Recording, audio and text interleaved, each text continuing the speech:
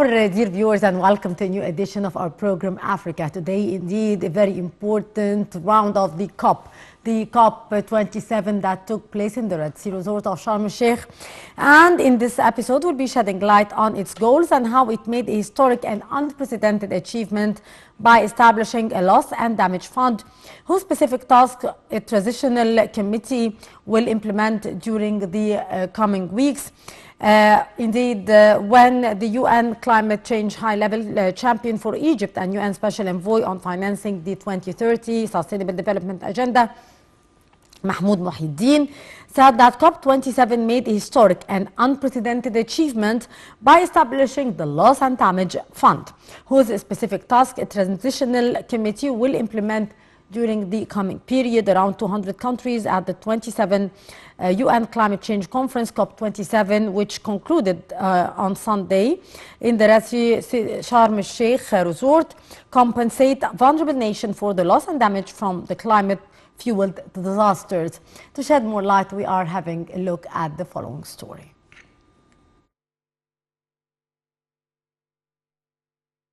COP27 President and Minister of Foreign Affairs Sameh Shoukry said that setting up a loss and damage fund to help vulnerable nations cope with climate-induced disasters is a historic achievement, fulfilling 27 years of negotiations. Shoukry said in a press conference only hours after the hard-fought deal was reached that this is a historic achievement following 27 years of discussing the issue as well as the demands from African and developing nations. Around 200 countries at the 27th UN Climate Change Conference in the Egyptian Red Sea city of Sharm el-Sheikh reached an agreement to establish a funding mechanism to compensate vulnerable nations for loss and damage from climate-fueled disasters. Shoukry said that the deal was the embodiment of the conference slogan, Together for Implementation. The issue of loss and damage had dominated the negotiations, causing them to miss the Friday deadline and stretch into early Sunday morning. Shoukry said the Egyptian presidency facilitated the participation of all parties in meetings over the past 48 hours. Shoukry noted that the goal was to reach a convergence point that fulfilled the minimum demands of the delegations. Shoukry explained that the conference presidency helped facilitate the successful outcome by circulating proposals that were hashed out informally to reach a consensus. He also highlighted the Sharm el-Sheikh adaptation agenda that Egypt introduced during the two-week summit, saying it represents another action plan to limit warming to 1.5 degrees Celsius. At the closing session of COP27, Shoukry underscored the importance of taking into consideration all recommendations and decisions reached during the climate conference. He said the COP27 decisions are a gateway to reaching climate neutrality and resilience, calling for these decisions to be regarded not just as words on paper, but as messages addressed to future generations in order to implement the Paris Agreement.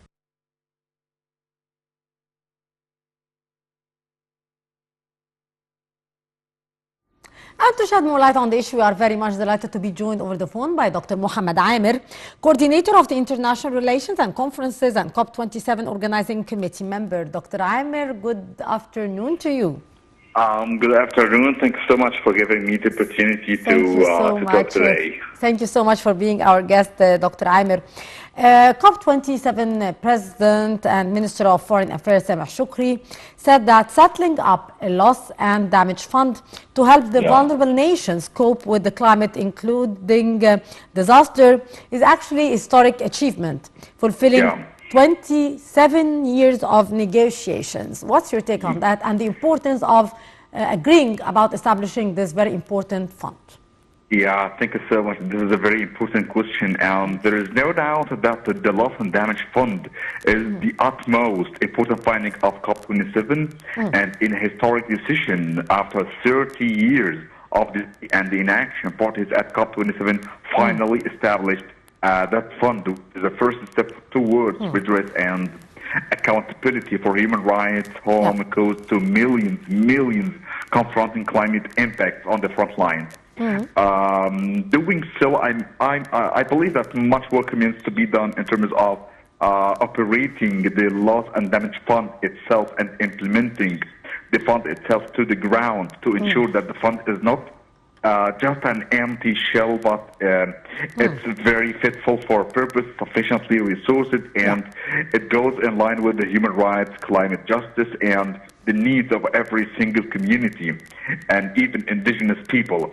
This particular fund is implemented on ground to make sure that it goes for those the most vulnerable communities all over the world, not only in the developed countries. Indeed.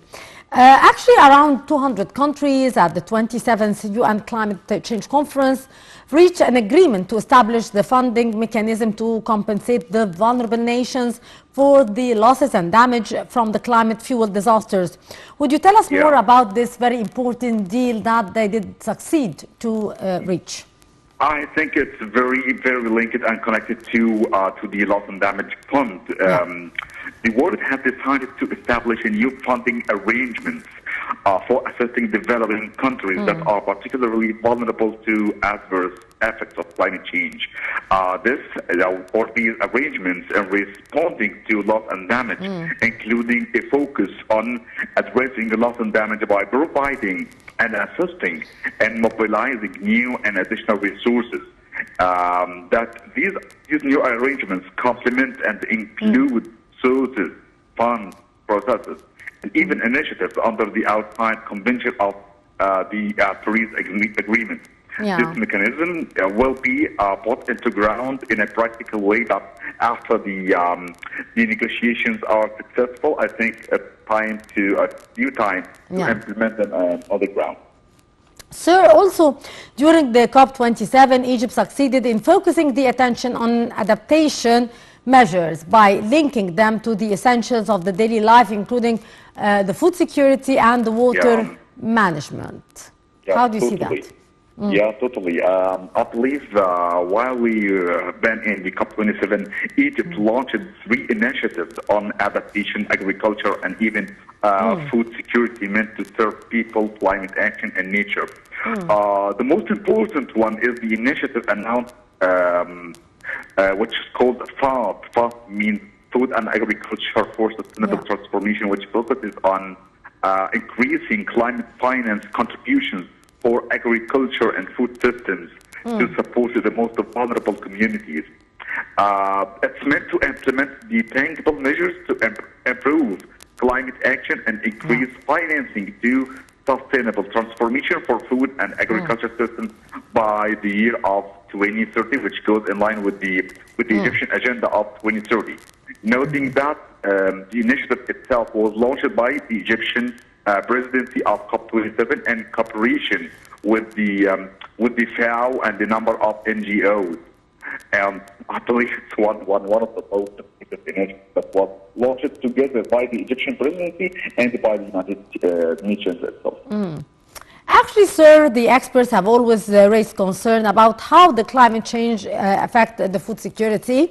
What kind of global action here must be taken to limit the effect of the climate change, and to what extent we are going to witness here unification of interest and united stance from the different nations who participated in the COP in order to face these challenges on the ground?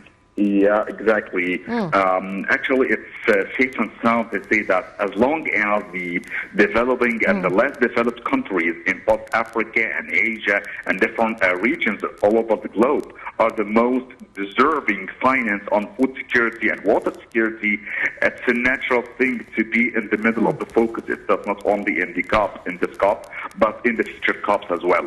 Climate change has always been the first reason behind the deterioration of natural resources of such maybe poor countries, developing and less developed countries, despite their minimum or limited contribution to the worldwide gas and carbon emissions. And here we go, we have sent routes, desertification, and even deterioration of agricultural lands due to such imminent change. Which is threatened, by the way, their food security in the first place. And yes, I believe this COP particularly focused on maybe compensating those particular countries in the continents from such imminent impacts from the climate change. Yeah, indeed.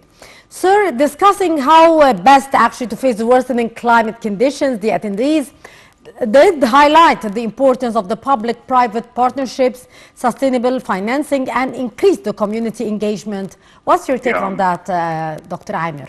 Yeah, I think this is very important. I think it's time to stop thinking of the public-private partnerships as a tool for public procurement and start thinking of them as a tool of development. Yeah. This is not a tool for that simply integrates the value for money, which it should, by the way, but it's a tool that itself integrated in the Sustainable Development Goals, especially SDG 17. With this mindset, with this new mindset, we can also contemplate smaller scale PPPs or the public-private partnerships at the local level. We need much more than the occasional partnership project driven by a central authority. Following the example of the World Bank, the World Bank Group Scaling Solar, that is an initiative given by the World Bank, it delivered thousands of projects at once. I think if we applied such an initiative locally here in Egypt, and if we exported that initiative to the African continent and after that to the whole world, I think it's again very, very beneficial for us and for all over the world.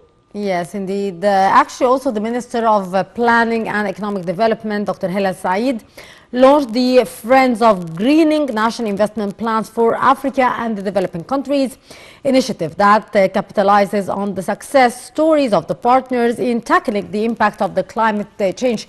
Can you tell us more about this very important initiative as well? Yeah, it's one of the most important initiatives given out there. The initiative itself will help shape the economic policies that contribute to mitigation and adaptation efforts. It will propose a set of, you can say, guidelines for expediting the implementation of the United Nations Framework Convention on Climate Change, the Paris Agreement, the nationally determined contributions. It goes in line with the need to work collaboratively towards finding solutions to tackle climate change in light of the fact that developing countries, especially here in Africa, are the most vulnerable to these impacts. And yes, it's a very, and you can see the name of the initiative itself, Friends of Greening National Investment Plans. So it's done in a friendly way, but focusing on the African continent and developing countries. Yeah. Also, Egypt launched the Decent Life for a Climate Resilient Africa initiative, which aims to integrate the climate action into sustainable rural development in the African continent. Can you shed more light about this initiative as well? Yeah, I'm really proud of this because this particular initiative will involve the implementation of a group of projects and programs to endorse African resilience, diverse livelihoods, and enhance the rural economy by encouraging private sector investment within countries and within small rural areas. The initiative also is based on the cooperation between African countries, various partners, and stakeholders to improve the living conditions of 30% of the neediest rural villages all over the African continent. So by 2030, I believe this initiative, which is also an extension of our Decent Life initiative, will achieve its own objectives. So as long as it changes the lives of around 6 million people here in Egypt, it will change millions of African people all over the continent. Yeah. Also, the universality of the climate change has prompted Egypt to implement the sustainable development model, which is centered on increasing the green products to 50% by 2025 and 100% by 2030. Would you please elaborate on Egypt's plans to achieve these goals? Yeah, of course. And stemming from the Egypt's vision of 2030, you can see different new cities and new towns that are built, and even the old ones, they are turned into green ones. You can see Sharm el-Sheikh, you can see Hurghada, and maybe you are moving towards Galala and the new cities. These are green cities. We can call them green cities because of the green policies that are implemented out there. We are getting rid of some gas emissions, carbon emissions. by turning these cities into green ones. So, as we witnessed in Sharm el-Sheikh and different places, I believe, and stemming from our vision, we are turning into a green country, which is a very important goal that we go for in the future. So, using this model and which goes in line with the United Nations SDGs, I believe we are going in line with the SDGs themselves and also with our visions here locally in Egypt. And we're also exporting these policies around our region and our region, in the Middle East and in the African continent itself. Yeah. So I believe we are in the middle of a very important journey here. If we are applying SDGs internally and even externally, you are doing very good with your agenda, with your plans, and with your vision. We totally would do this. Indeed. Dr. Mohammed Amer, Coordinator of International Relations and Conferences and COP27 Organizing Committee member, thank you so much for being our guest for today and for your precious input. And moving on, the 18th Francophonie Summit hosted November 19th till November 20th in Jeddah, under the theme Connectivity in Diversity, the Digital Vector of Development and Solidarity in the French-Speaking World, marking the celebration of the 50th anniversary of the International Organization of the Francophonie, OIF, was crowned by the adoption of the Jeddah Declaration. The participating 31 heads of state and government and 35 foreign affairs ministers notably discussed the adoption of the 2022 till 2026 Digital Francophonie strategy. More details. The world's French-speaking countries gathered in Tunisia on Saturday for talks focused on economic cooperation but faced calls to do more to resolve international crises. The head of the International Organization of La Francophonie, IOF, urged the organization to use its clout in a world fractured by multiple crises. A former Rwandan chief diplomat said the IOF must remain a link that can be used to prevent tensions from degenerating into conflicts. Around 30 heads of state and government, including French and Senegalese presidents Emmanuel Macron and Macky Sall, along with Canadian Prime Minister Justin Trudeau, attended the summit on the Tunisian resort island of Djerba. The event is a diplomatic boon for President Kais Saied, whose government has faced international criticism since his sweeping power grab last year. While the two-day meeting and associated economic forum will officially focus on technology and development, it is also an opportunity for Western and African leaders to discuss issues like Russia's invasion of Ukraine. Many African countries have decried what they see as a lack of international solidarity in the face of crises on their continent, in sharp contrast with the European government's swift support for Kyiv. Earlier, Macron said the IOF should reclaim its diplomatic role, noting that in North Africa the use of French has declined over the past decades. But he added that French remains the universal language of the African continent. Macron, who also attended the G20 summit in Bali and the Asia-Pacific Economic Cooperation meeting earlier this week, is not due to address the summit. And our dear viewers, we wrap up this episode of Africa Today with this feature story. What would you usually do with your old newspaper, carrier bags and Capri Sun juice packets? For most people, the answer is just throw it in the bin, but not on the Nigerian conservation group, which worked with the young activists and the models in order to transform the rubbish into traction. The show aimed to encourage the recycling and to promote the sustainable fashion. Rocking the runway with trash and recycled materials on, young models took part in the 2022 edition of the annual Fashion Show in Lagos, Nigeria. The event celebrates creative fashion design and promotes waste reduction and sustainability. Since its inception in 2012, models graced the runway wearing outfits made from items we would normally throw in the garbage. Green Fingers Wildlife Initiative, a non-profit conservation group funded by donations, works with young people as an advocate for a better environment. The environmental activists have been partnering with teenagers in their drive for a better, cleaner environment. It organizes regular trash cleanups across communities at drainage ditches and beaches. The plastic litter is then used to create fabrics for the fashion show. Despite several efforts by succeeding governments and commercial organizations in that regard, managing garbage disposal remains a problem in Lagos. Authorities said that with an estimated population of 25 million generates at least 12,000 metric tons of waste daily. In collaboration with young activists and models, the Green Fingers Wildlife Initiative said it's out to recycle as many plastics as possible, one community at a time. Upcycling some of it could be a solution to managing garbage disposal, according to designer for this year's fashion show.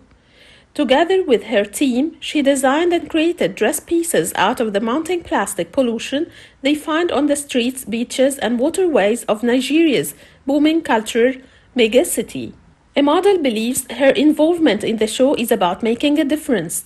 On November 20, one day following the show, the United Nations COP27 Climate Summit backed the creation of a fund to cover the damages suffered by nations worst affected by the climate crisis. In Nigeria, more and more young people are joining the push for change as the effects of climate crises worsen with each passing year.